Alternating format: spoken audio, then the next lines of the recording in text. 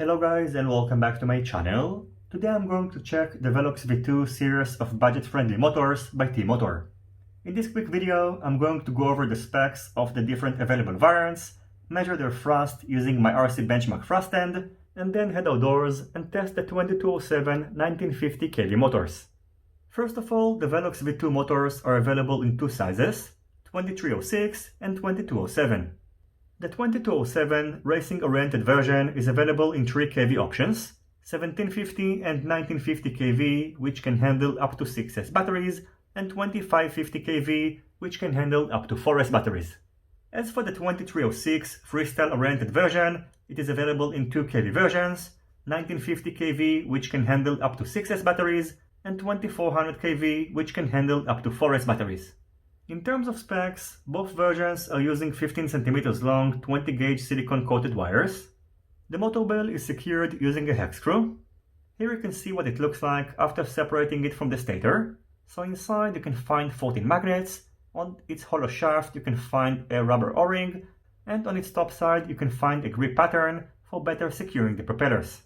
As for the stator, the height of the 2306 version is 6 mm and its diameter is 23 mm.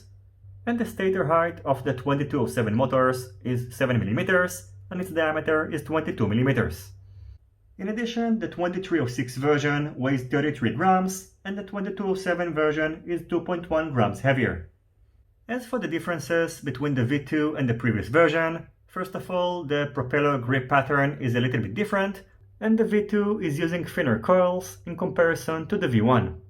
The next thing that I've done after bench testing the different versions is to head outdoors and test the 2207 1950 kV motors. And after testing them out, I can tell you that these are pretty smooth motors. They offer a great value for money as they are priced at about $14 a piece.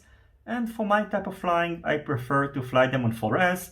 However, as you are about to see, they can handle 5S and 6S batteries with no problem.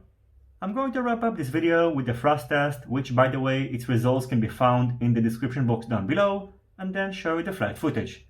I hope you will enjoy the rest of this video, and of course, if you have any questions, feel free to ask them in the comments section down below.